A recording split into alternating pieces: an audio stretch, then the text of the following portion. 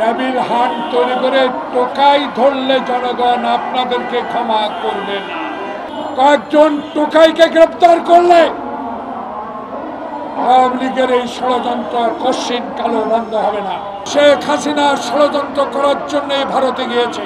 নির্বাচন দেন, যতই বিলম্বিত হবে শেখ হাসিনার ষড়যন্ত্র আবারও শুরু হবে।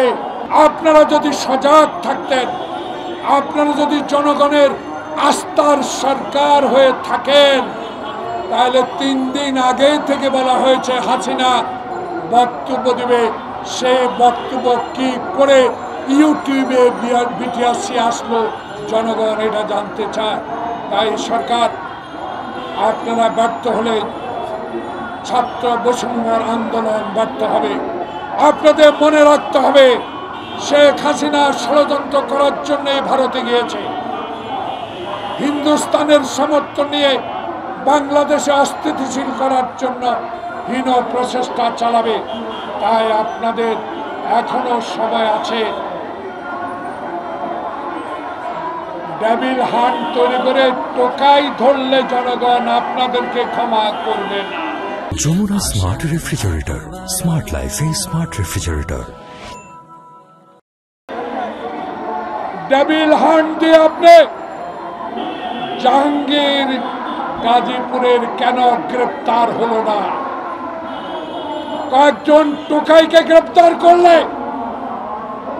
আওয়ামী লীগের এই ষড়যন্ত্র কশিন কালো বন্ধ হবে না।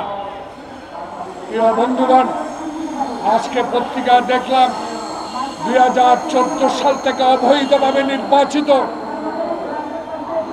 দুর্নীতিগ্রস্ত সন্ত্রাসী মাত্র 43 জন এমপিকে গ্রেপ্তার করেছে।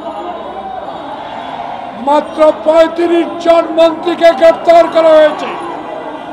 6 মাসে কি করেছেন জনগণ এখন বলা শুরু করেছে।